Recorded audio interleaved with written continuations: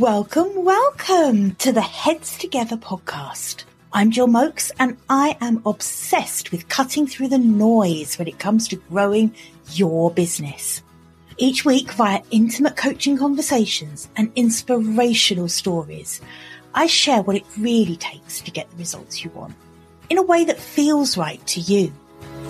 I am all about attracting higher ticket opportunities, building authentic relationships, and creating the abundant, full-fat version of your dream business.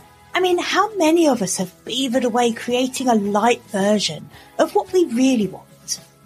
The thing is, I honestly believe when you're outstanding at what you do, there is no limit to what you can achieve. So, are you ready to put our heads together and make it happen? Let's go.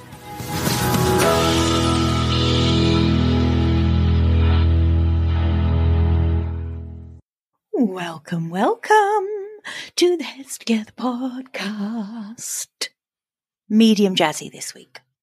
I am phenomenally excited for this week's episode because I'm being joined by the fabulous Taylor Kampia.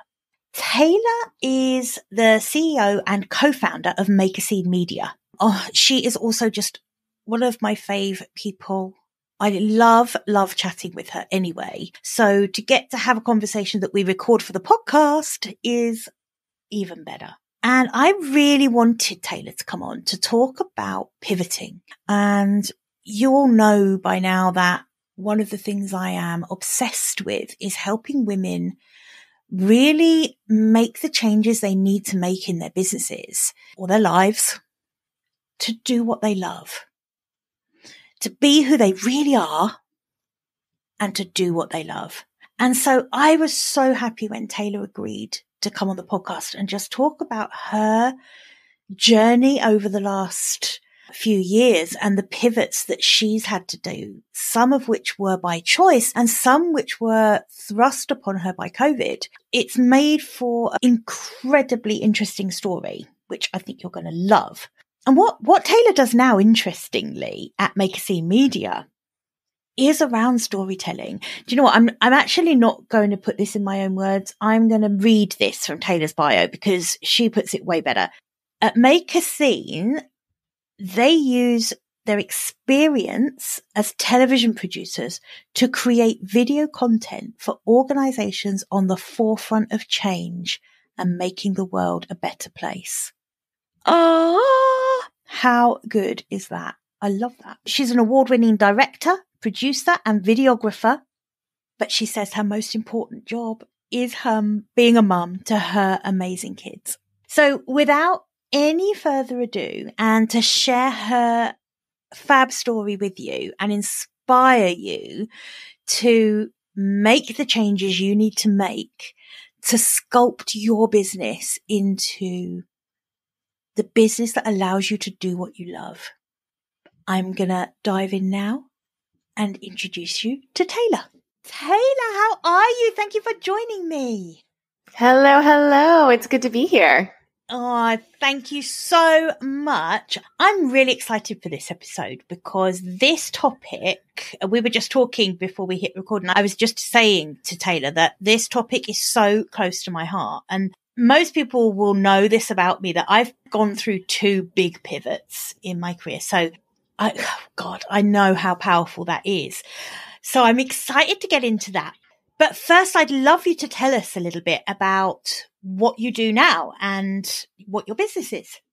Sure. So I am Taylor Kampia. I am the co-founder and CEO of Make Media. We produce video content for everyone from brands to nonprofits, government agencies, really anyone with an impact to make or awareness to spread. And they want to leverage the power of human stories to do that. And that's what we do. Storytelling.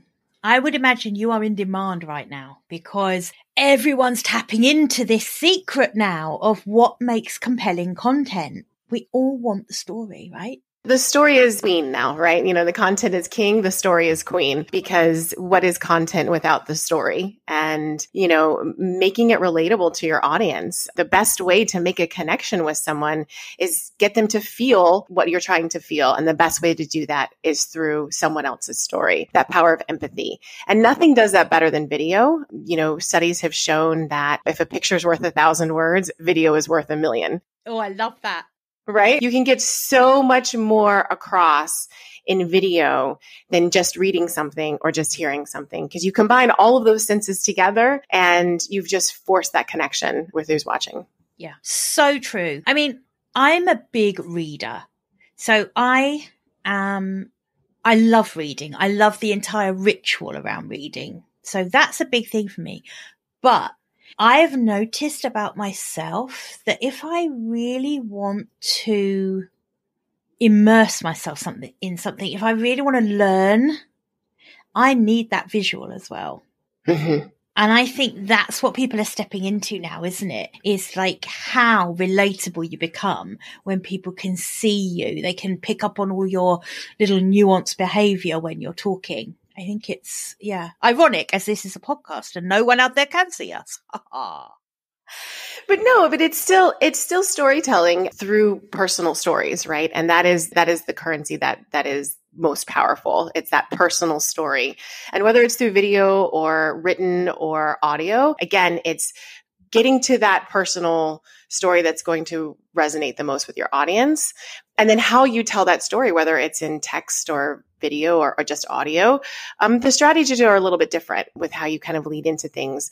But, I think podcasting, is just as important and just as groundbreaking in terms of where we are in today's market and where content is going. So video, podcasting, again, allowing people the opportunity to tell their story themselves. A lot of people do call me a storyteller, and that's a common thing, but I don't like to say that I'm a storyteller. I actually like to say that I'm a story capturer. I capture people's stories. It's their story, right? They're the ones telling it. I'm just capturing it. And then I'm just kind of packaging it in a way that I know is going to be most marketable or appealing or whatever the impact is we're trying to make. That's the gift that I have, but it's still someone else's story. So I'm not telling it. I'm just presenting it back. Yeah. And so as part of the service that your business, Make a Scene Media, do you kind of help people get their story out? Because I feel like that's hard for people. I find that hard sometimes. I did a really interesting exercise the other day for the book I'm writing, which was I wanted to kind of do a bit of a brain dump of personal stories that I might want to consider including in the book. And do you know what? It took me a while. Once I got going with it, they flowed. But I tell you what, to begin with, it was just really, really difficult. I couldn't make that connection between the story or the little kind of thing that happened to me and that being of interest or having an insight or a lesson in it for someone else. So I found that quite difficult, really, to get those stories out. Yeah, but it's the same thing with businesses, right? When you're trying to help a business come up with a brand and to try to help the business come up with a story, it sometimes takes a little bit of workshopping to figure out what the actual story is within the story. Because your personal story or the thing that the interaction you might have had with a client that might have been a good example for your book, as you start to think about it, and you start to sort of digest that particular story, you might say, oh, wait, actually, that's a lesson for something else, But the trick is to really think about that story or that idea and find that one nugget, that one sort of calling card. And that's the thing that you expand upon. Oh, I think that is the fact that you help people to do that, to really kind of find the stories inside of them and bring those out is just fantastic. Before I got into this, actually, before I started Make a Scene with my partner, my business partner and I are both in television development. So we actually created, developed, cast, and sold TV shows for networks like Discovery Channel and Netflix and National Geographic and, major cable networks. And one of the things we did with casting is we're looking for people who have interesting businesses, interesting jobs, and then seeing if they'd be good TV shows, right? A lot of times I would find somebody that I think is really interesting, has a cool business. Maybe it's a family business they run together. And I'm like, oh, that's a Discovery Channel show right there. And my favorite thing is I would call them up and I would say, wow, I saw your business online. You guys look really interesting. I would love to talk to you about potentially doing a TV show about you. And almost every time people are like, me? Really? You think I'm interesting? There's nothing interesting about me, and then we start to talk and then I find out that they have 300 cousins and they have a horse farm and they rescue dogs and they do all of these really interesting things that are just part of their everyday life. And to them, it's just normal life. But to the outside observer, it's fascinating. It's interesting. It's so cool. Yeah. And so sometimes it takes a third party perspective to hear all the things that you think are mundane and boring and just, oh, this is just what we do. To then say, no, that's the thing. That's cool. That's exciting. And that is what we got really good at in that business of television development. And now we're taking that and helping these businesses, helping these brands, again, find the story within their organization, within the people they help, within the mission they're trying to achieve, that then we package together. And that is what we use for that campaign or the mission, whatever we're trying to accomplish. But yeah, sometimes it takes a third person to really sit down and listen and to convince you that, yeah, that's really interesting. Yes, exactly. Because I had to do that for myself the other day. Didn't for a minute think of coming to you and saying, Taylor, help me. I need to do this. But yeah, I found it really hard. I found it really hard to see the insights in there and to see it, like you say, see it as interesting to other people. Although to be fair, Taylor, I do have one question. When you were doing that, I don't remember you calling me to make my discovery show. I'm very disappointed. I would have happily had the cameras in here next to me in my little cell, filming me recording these podcasts. I can't understand. That would have been thrilling. That would have been TV gold. Right next to shark wrestling. I think that's the next thing. I would have done that for TV. Seriously. You missed a trick here. I have really low standards. I'd have done anything. We'll talk later. I'm still in that world. Yes. Noted. You alluded to just then that, obviously the business you do now isn't the business that you originally set up to do. And of course, in this episode today, you've really kindly agreed to kind of talk to us a bit about the power of the pivot, and just what that's looked like for you and what you've learned that will be of help to other people who are either in a position where they're being forced to pivot or they're choosing to pivot further towards doing what they love, which is what I'm all about. Without exception, my entire mission in life is to get more women earning great money, building incredible businesses, doing what they love. Yeah. So I'd love to hear a bit about that story, what the pivot was like for you. I think like most women in this world today, I'm someone who has been on a constant stage of reinvention. I think that that's something that we have to do as women as we age and, become mothers or, have families or things like that. As our lives change, we're having to reinvent ourselves because our lives just look different. And the things that we need or the things that we want change. Those dreams that we had when we were little girls and we kind of grew up and we're like, wait a second, being a Disney princess isn't a viable job opportunity? What? I have to find something else. What? Yeah. That's my 5-year plan. Oh, God. I know. It's so disheartening. I'm somebody who right out of college, I chose the path of money because I had to, not the path of what I actually really wanted to do. My whole life, I wanted to work in television. That was something that I wanted to do, but that wasn't a very money-making path, especially early on in your career. So I went on the path, I went into sales, and I was good at it, but I was not happy. And finally, it was actually the recession of 2000, between 2007 and 2009, when being a salesperson was not a great industry to be in. And I could no longer justify saying, okay, well, I'm doing it for the money because it wasn't, as good. And I felt like my soul was being sucked out every day by this work that wasn't fulfilling me. And so the recession hit and I had a choice to make.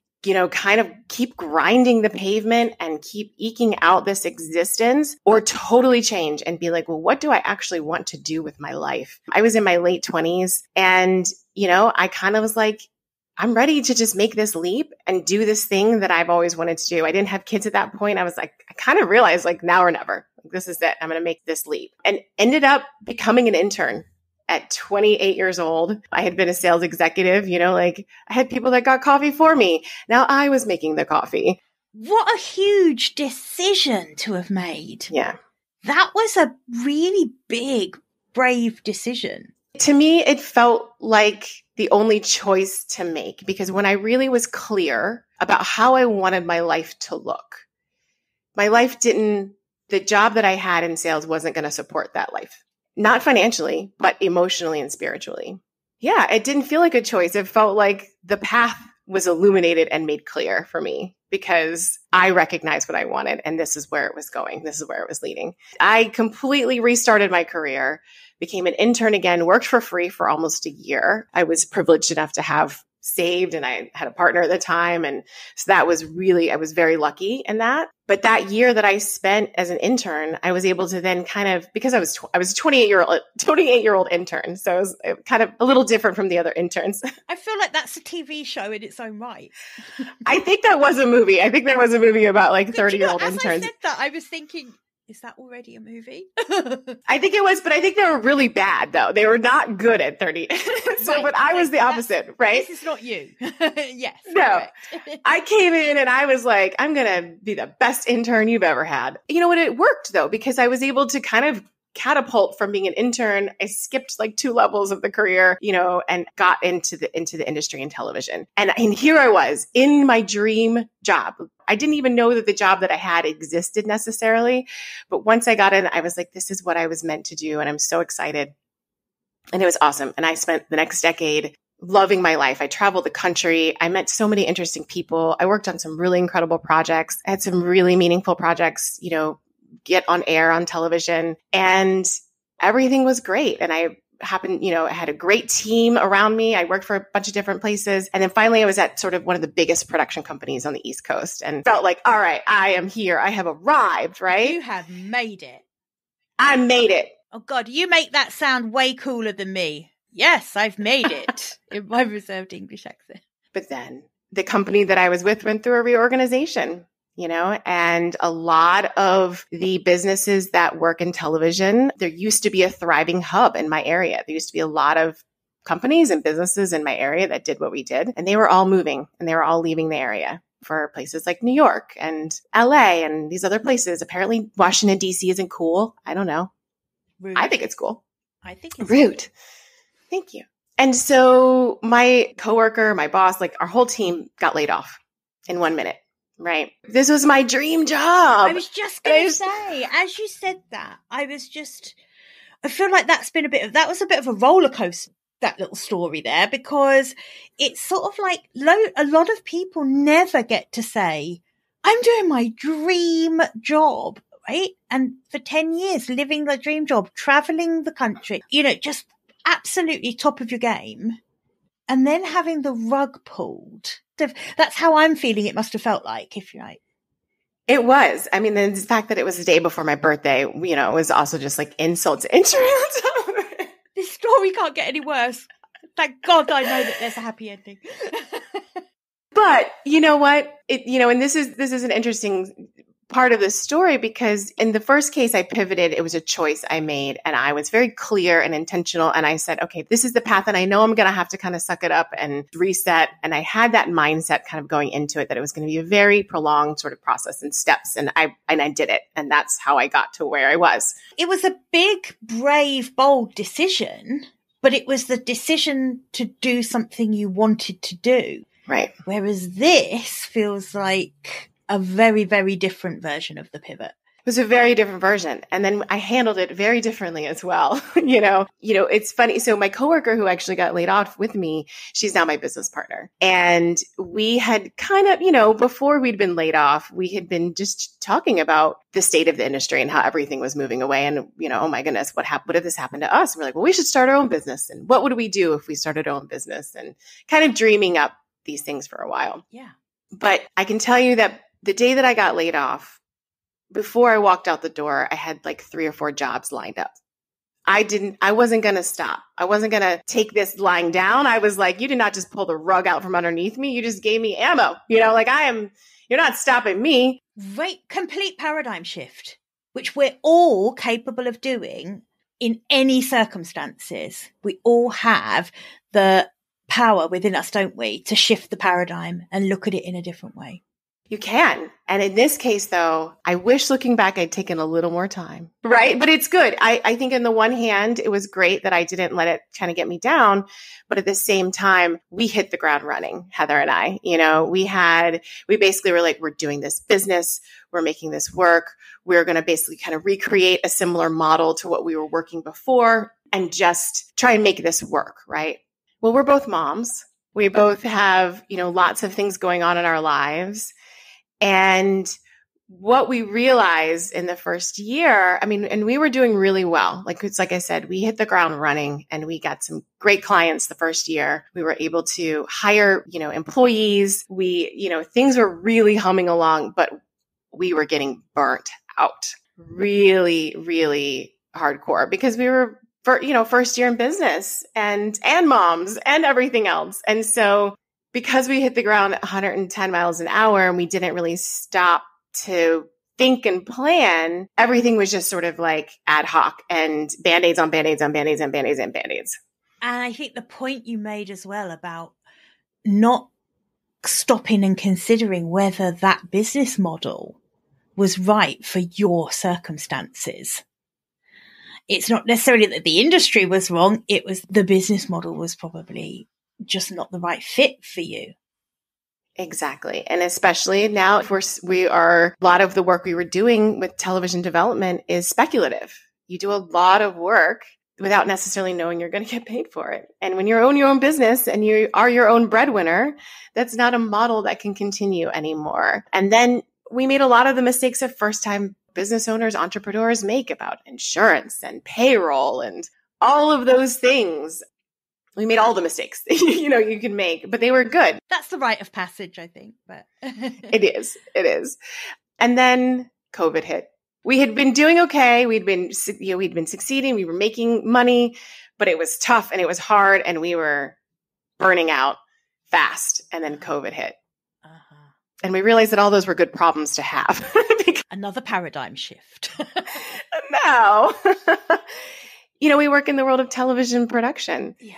When COVID hit, that all shut down completely. And no one really knew what was going to be on the horizon. Nobody knew what was going to be happening down the pipeline. So it was just sort of like, okay, now what? What a scary time. I have a really dear friend who owned a business letting apartments in London for foreigners coming over on business travel. And so, of course, you can imagine literally overnight, she had no clients. And I'm guessing it must have been kind of the same as that for you. There was nothing you could actually move forward on a project. Nothing. Not in that business model. Not with what we were doing before. Exactly. Yeah. With that, in the world of television, it wasn't something that was viable. And so we really took that time in COVID to kind of reset emotionally and spiritually and say, okay, this was our dream. This was the thing we wanted to do. But now what? Yeah. Now what are we going to do? How can we have a life that we want? How can we kind of still make content that we care about and that we love, but do it in a way that's going to be, put food on our table at the same time? So COVID almost enforced that pause that you probably needed when you first set up the company. Yep. It's just that it didn't come until you were forced to take it, right? Yeah, that's exactly right. And, COVID obviously had devastating consequences for millions of people globally, and we're still dealing with that. And in some ways, though, it's changing the world in some positive ways. I think it's changing the way we work, how we view work, and all of those things are wonderful because the fact that Zoom is now such a popular medium and, all of these other things and the connectivity, I think is, as much as we were disconnected, we found new ways to be connected, which is really cool. And then for us, it was this gift of time. It was this gift of being able to reset and say, what do we want to do and how are we going to do it a little bit smarter this time around. And I think, and we're still sort of in the process of it. I mean, we're in 2022 now, going into 2023. We spent all of last year, we'd kind of come up with a new game plan. And our new game plan was, okay, television development, we still love doing that, but that is a long, slow burn. It sometimes takes years to sell a TV show. So we'll have one or two of those projects always working, because that's where our heart is too. But we also know that we have these gifts of helping people tell their stories, finding incredible stories, and making really great videos. So how can we do that work and continue to help people? Well, we live in Washington, D.C., the home of associations and nonprofits and agencies that are on the forefront of helping people and trying to make the world a better place. So we said, hey, this seems like our new target market. And that's what we've started to do. And that was what was interesting too, is that's where money was being spent during COVID and after COVID, because government services were still running. Nonprofits still had a lot of work to do, and they had to spread awareness about services available, about medical updates. There was still a lot of this work happening. Right. So that's what we did. We decided to relook at the landscape, but still looking at what we love to do, what we're good at. Yes. And then applying it to this new realm. That's so important. I think sometimes when something's not working for us, we have this tendency to want to say, okay, I want to do something completely different. And actually, that's not always the best solution. The best solution is, okay, exactly what isn't working?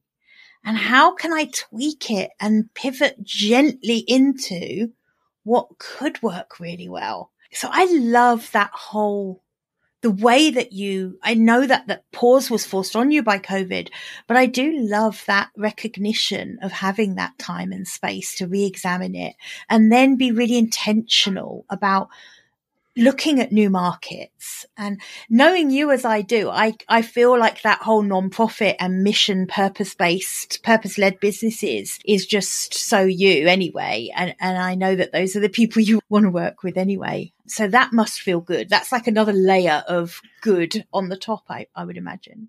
I mean, it feels really good because Heather and I, in our personal lives have always been strong activists, volunteers. And so again, we're taking something that's personal to us and now bringing it into this world where we can do both things. We can have it part of our business. And I think every sort of pivot that I've either taken by choice or had to take, I've taken something with me from the previous iteration, right? I was in sales, and then I went to selling TV shows and making videos to sell TV shows. And now I make videos to sell ideas or missions or people or products or things like that. So everything is it's all kind of like stacked on each other. And so even though you pivot, you're not leaving all that behind. You're now bringing a whole new package. Like it's great. You bring it with you. You don't have to say goodbye to it. I think that's a misconception too. Sometimes, when you pivot, you have to, like you said, totally reinvent yourself, change everything up, throw away the business model, and just like start over. Yeah, sometimes it might call for that. Sometimes you need that. Sometimes you want it. Sometimes you want that. But I think more often than not, I think you are so spot on. That really organic progression and bringing something with you from each iteration, like you say, is just, that must feel good. I feel like that must give everything that kind of, this is how it was meant to play out feeling.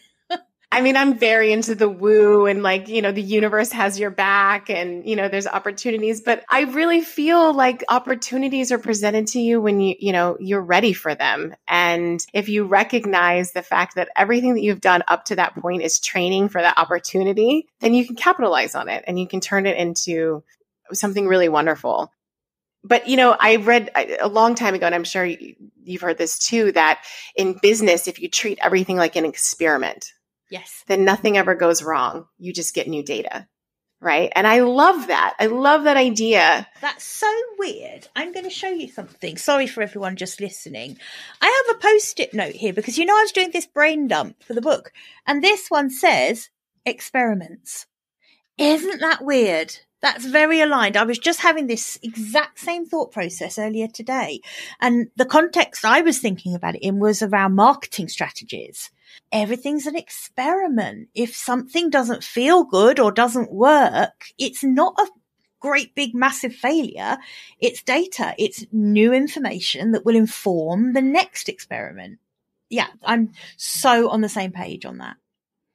Yeah. Doesn't experimenting sound a lot more fun than trying something? I don't know, like just the language alone of like, let's get into the lab and experiment something. Like it just gets you excited rather than like, okay, we're rolling out this new initiative and we're going to try this for 6 months. That is so true. Exactly that. And I think experiment as well. It makes you include an element of the curious, I don't know what the outcome of this is going to be, but I'm willing to go all in and find out. Whereas I think committing to a certain course of action, or like you say, rolling out an initiative, it's almost like there's only one possible right outcome for this. And if I don't get that, then that's a failure. Whereas experiments don't fail. They just teach us. And I think that's where pivoting kind of comes to play too, where it's, I didn't get laid off. I feel like I got liberated. It's just a different perspective. It didn't change. It didn't end my career. It allowed me the opportunity to change it and to find something new. And what a gift, and it's just, it helps you just reframe a little bit of everything too, because everything feels like a gift instead of such a negative experience. When things don't go exactly the way we've thought them to, they should go. Absolutely. And do you feel like for where you are now, do you look back at when you were at the TV production company and think, I have so much more freedom now. I am so much more autonomous now. I have so much more time to be with my family, my children now. I think it's like once we've made the shift, the pivot, when we look back, it's almost like, God, how did I work with all those constraints? Yeah. I think the difference between working for yourself and working for somebody else is that gift of knowing that you own your time and knowing that you own your choices and your decisions. And it feels so much more empowering to say, this is my choice to spend my time this way or to spend this way. Granted, as a breadwinner, sometimes those choices are taken away and you have to do things, but it feels so much better to do it for yourself. Let me just tell you, than to do it for someone else.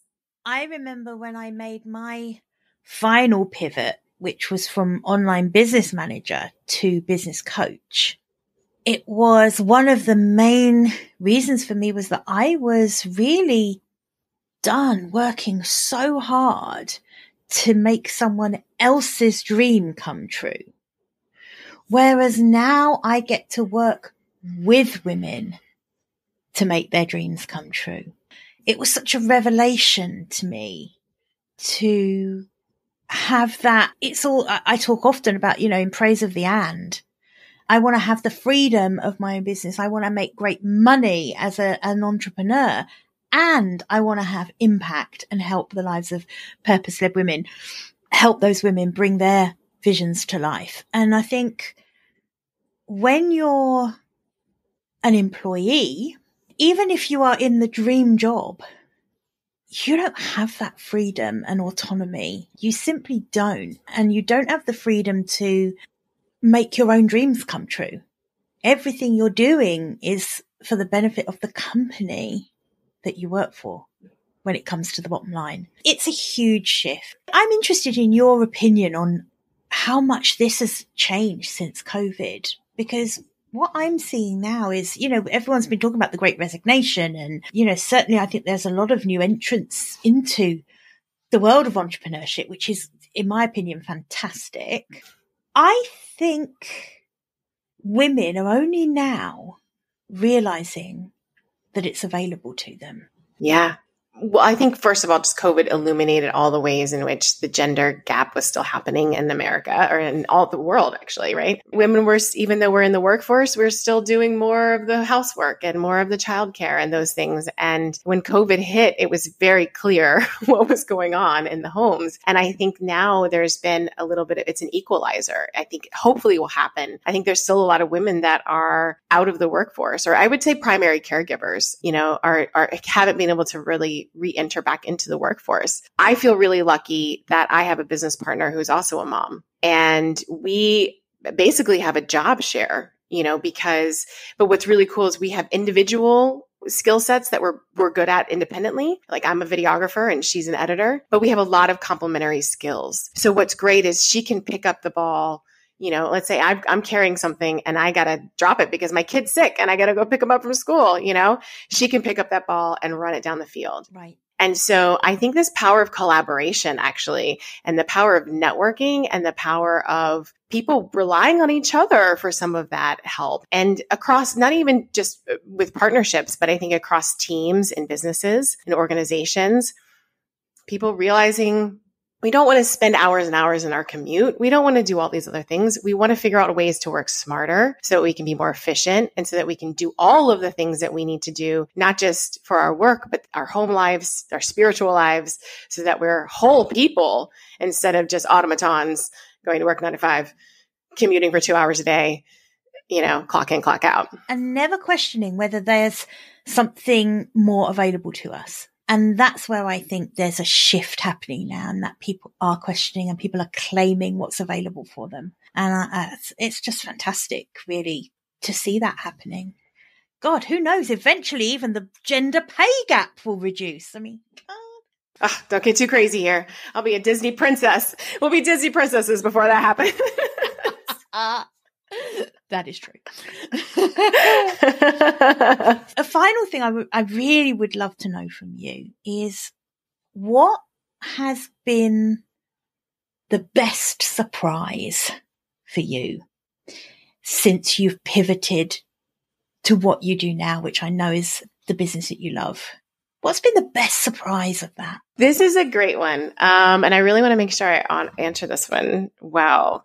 The biggest surprise since pivoting into this new role, there's a famous movie quote, "If you build it, they will come," from Field of Dreams with Kevin Costner. And I think a lot of times when you're starting a business or changing your business model or, taking a big leap, there's a huge amount of fear and a huge amount of, is this going to work? Is my idea going, is this going to play out in any way that I think it's going to?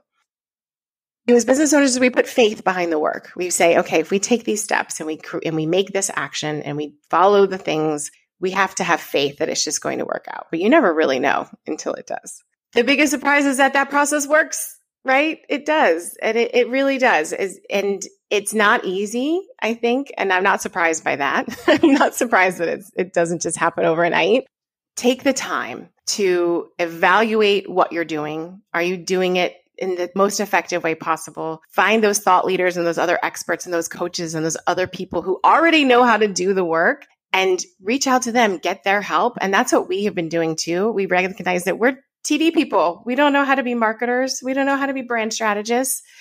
Get those people, hire those people, find that talent. Don't try to do it all yourself. And by putting in that work and putting in the steps, you can be successful, and that work will come to you and they will find you. And then it's so exciting because, oh my gosh, here you are. And it's so true. I love that. And I love the simplicity of the realization that actually success comes when you just do the steps, do the work. Don't future trip the entire time. Don't agonize over all of the problems. What makes me laugh with quite new entrepreneurs sometimes is the way that they really stress out over their future problems. I'm not convinced how we're going to handle this when the business grows. Well, let's cross that bridge when we get to it. Yes. And I think you're right. I think it's such a validating and great feeling when you're very intentional. You build your business by doing the steps. You get the right people giving you the right advice, And then step by step, you get to where you want to be. Isn't that simple? Right? It's that simple. And treat it like an experiment, right? Again, even though you have the steps, you have a plan, you have all the people in place, life happens. COVID happens. Failed experiment isn't a failed business. No, it's not. It's just more data for how to do it differently next time, which can lead to a better outcome. Exactly. The power of the pivot.